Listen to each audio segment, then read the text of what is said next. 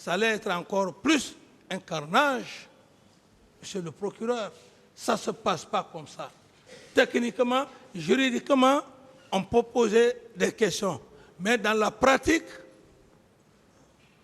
des manifestants qui ont décidé librement d'aller dans un stade et qu'il y ait des tirs, vous qui êtes la commandante en chef des forces armées, comme vous le dites, par quels moyens ils vont calmer ces tueries? Et s'ils viennent et que les autres ouvrent le feu? Donc en somme, vous n'avez pu poser aucun acte. Pratiquement à ce niveau, ce n'est même pas, mais classiquement que je parle, vous ne verrez pas ce chef d'État-là, pendant que des civils vont dans une stade, et qu'un groupe de militaires ouvre le feu, qu'il essaye d'envoyer en ce moment, s'il y a problème, si il y a assez de morts. Donc, je ne pouvais pas le faire, et d'abord, en le faisant, j'allais dangereusement compromettre la situation. Je continue. Oui. Alors, puisque vous n'aviez pu poser aucun acte, pourquoi les heures ou les jours qui ont suivi, vous n'avez pas œuvré pour que ceux qui se sont rendus au stade, que vous connaissiez déjà, soient tout au moins interpellés pour les mettre à la disposition de la justice? Pourquoi vous n'avez pas œuvré? Merci pour la question, monsieur le procureur. Après les événements du 28 septembre, j'ai tout de suite pris les dispositions pour arrêter l'élément principal qui était sous mon commandement et qui avait les hommes du régiment.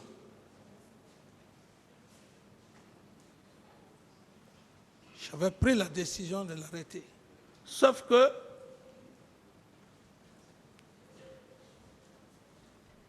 il a aussitôt compris, il s'est préparé conséquemment, il s'est retranché au camp Koundara ici, et le jour où il venait me voir, quand Jeff Makambo est venu m'informer que Touma est venu, je lui ai dit, il faut qu'il soit arrêté. Il me dit, il est venu puissamment armé. Et moi-même, quand Touma est rentré dans mon bureau, il avait un parka où il avait dissimulé des grenades. C'est là où il s'est assis, je lui ai posé la question, pourquoi ta présence au stade le 28 septembre? C'est là où il a essayé de raconter tout ce qu'il voulait raconter. Bon, voilà, je suis allé, bon, j'ai sauvé les leaders, blabla, de n'importe quoi. Je ne pouvais pas l'arrêter. Vous ne pouvez pas l'arrêter? Je ne pouvais pas l'arrêter parce que il était puissamment armé. Puissamment armé. Et qu'est-ce que j'ai eu à faire? Dès que les événements se sont passés, j'ai eu conseil, j'ai fait appel aux Nations Unies et j'ai créé une commission nationale. Pourtant, le 2 octobre 2009,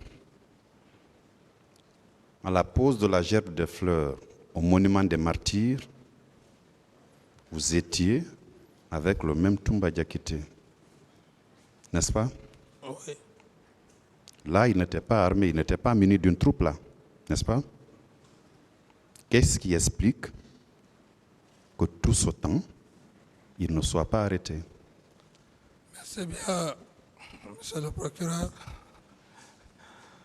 Ce n'est pas parce que M. Toumba était arrêté devant moi qu'il n'avait pas les armes et les hommes. Ce n'est pas M. Toumba en personne qu'il faut voir, mais c'est ceux-là, ma garde là. Est-ce qu'il n'y a pas aussi des complices? La preuve. Vous allez arrêter un homme. Qui vous allez ordonner de l'arrêter? C'est vous-même. Et en le faisant le 2 octobre. Je dis simplement, ce n'est pas parce que M. Toumba était derrière moi et que les gens disent qu'il était... Oui, il était derrière. Mais du moment que les dispositions étaient prises, et aussi j'avais engagé un appel au niveau de la communauté internationale et d'une commission nationale.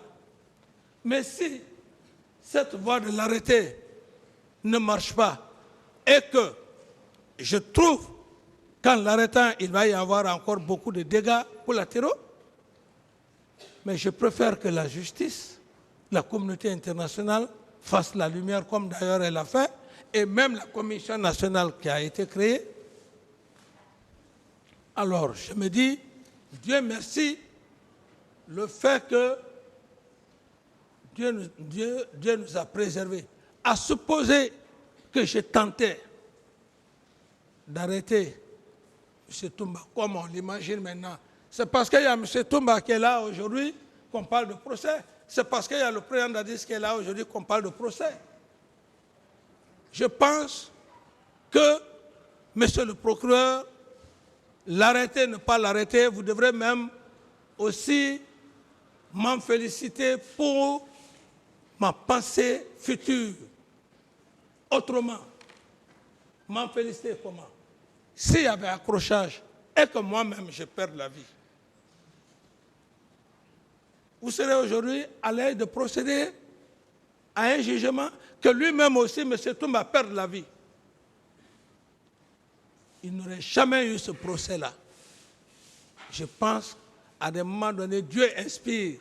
Donc l'inspiration que Dieu m'a faite aujourd'hui, on est devant vous.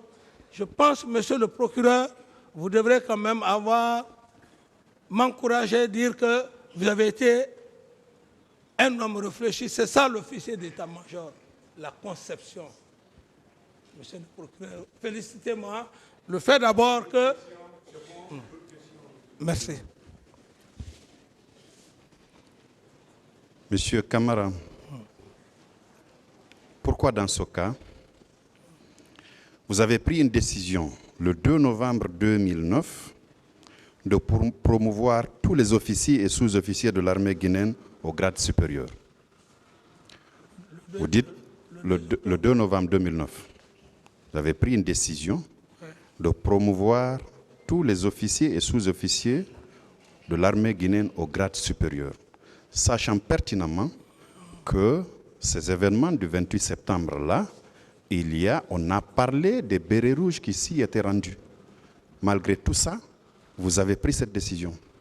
Comment vous expliquez cela?